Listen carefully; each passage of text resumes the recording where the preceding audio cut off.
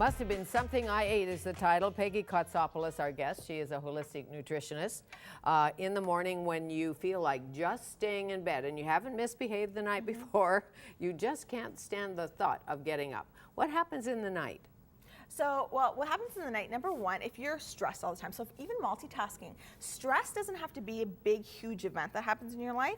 It's ongoing stuff. So if you're running here, you're a multitasker, you're trying to do a whole bunch of stuff. So again, we talked about cortisol kicking through your body. Now, when you're sleeping is the best time for your body to actually heal and repair itself and actually, burn fat and restore your cortisol levels and balance blood sugar levels. But what happens is if you're not getting a good enough sleep, it's actually the quality of your sleep, not the quantity of your sleep. Right. And if you're not getting a good night's sleep, a lot of times you'll wake up and feel unrested. So that's if you have too much cortisol kicking in your body, if you had a heavy meal before bed. Eating before bed doesn't necessarily lead to weight gain, but it will disrupt your sleep. Right, not the best thing. So if you eat a diet really high in red meat, alcohol, dairy, refined foods, what's happening inside your body? So what happens is these types of foods are more acidic. So when we look at our blood, for example, our blood has to maintain a pH of 7.4 to survive. It always has to work hard to maintain that balance. Now, when we eat a lot of more acidic foods or even environmental factors, there's a lot of acidity in our diet. Our body has to work really hard just to neutralize our blood pH. So it actually pulls minerals from our cells just to neutralize blood pH. So when we add more acidic foods, our body has to work really hard. Whereas if we incorporate more alkalizing foods, so like plant-based foods, greens, our body has to work less hard to balance our blood pH. And an alkaline body can heal itself easier than an acid, if they call it that, an acidic body. Disease thrives in an acidic environment, not in an alkaline environment. So that's why it's really important we add more plant-based alkalizing foods to our diet and really limit the amount of meats and dairies that we incorporate into our diet. As you suggest in here, you don't have to be a vegan or a vegetarian. You can eat a fabulous diet. Yeah, you don't have to give up your favorite things. All of that, but you just can't eat too much of it. Yeah, it's true. Well, it's just I think plant-based diet can be fabulous if you use the right herbs and all of that, and you cook it right and put it all together. It does taste good, but you have to almost change your lifestyle for many. Yeah, you know what though, but once you start adding more of these foods in, and you know what, the ingredients, when you have fresh, good quality ingredients, food tastes amazing. So if you're using real foods that aren't processed and aren't refined, you're gonna notice a difference from a culinary point of view, and it tastes delicious. Sure, how long does it take to notice a difference, do you think?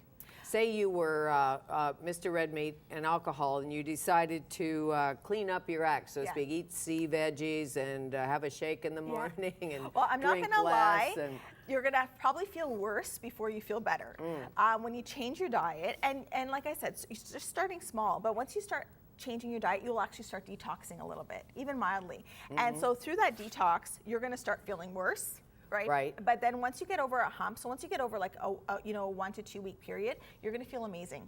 The first week you're going to hate it. You might have a headache. You might go through withdrawal symptoms. We're addicted to sugar. We're addicted to so many different things that aren't necessarily alcohol based. So maybe don't start all at once. Don't start all at once. Eliminate slowly. Yes. And you know what? My philosophy is don't even eliminate right away. Start adding good stuff. Start adding more greens. Start adding more chlorophyll. Start adding more whole plant-based foods into your diet, and then you'll notice the rest will just naturally fall off on its own. Once you start restricting yourself and limiting yourself, it becomes hard. Then it becomes a diet and becomes work. It's not about that. Just start by adding maybe a smoothie with your breakfast, or changing your breakfast up for a smoothie, or start replacing if you're doing, if you are going to do somebody's going to go to a fast food joint for lunch, instead of having fries with your burger, has to have a salad with that. So start just by making small changes. Or have a bowl of oatmeal in the morning. Yes, exactly.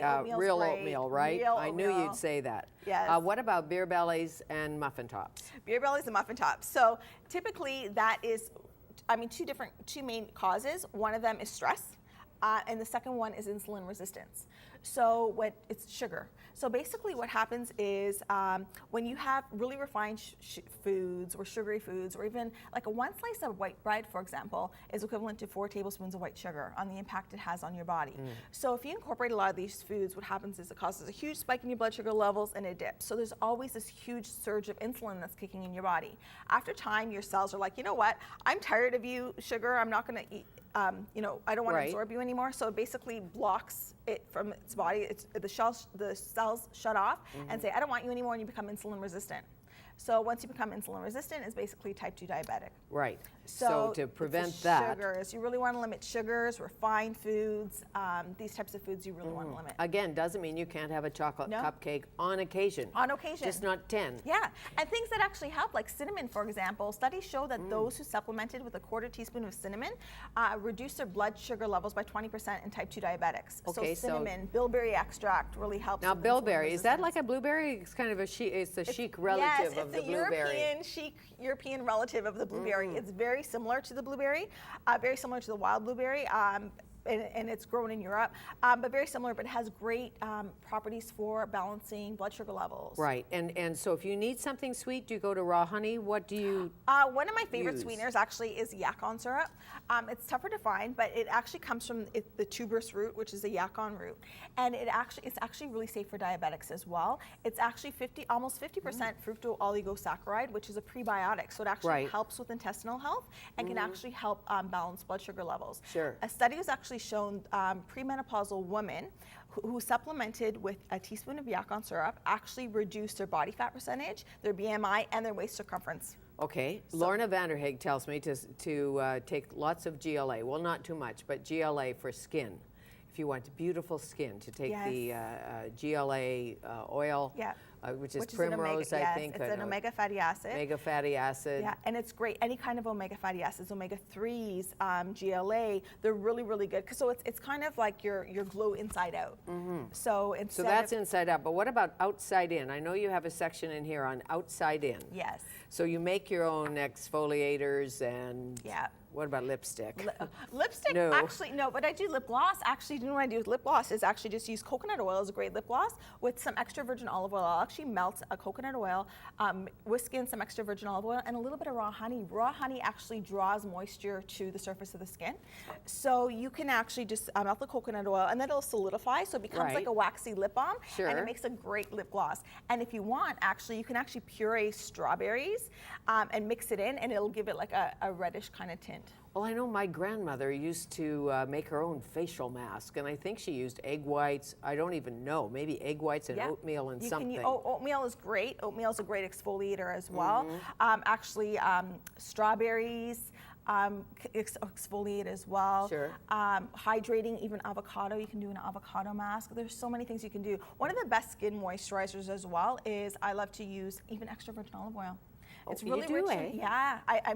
It's Greek. We use it for It's everything. so great.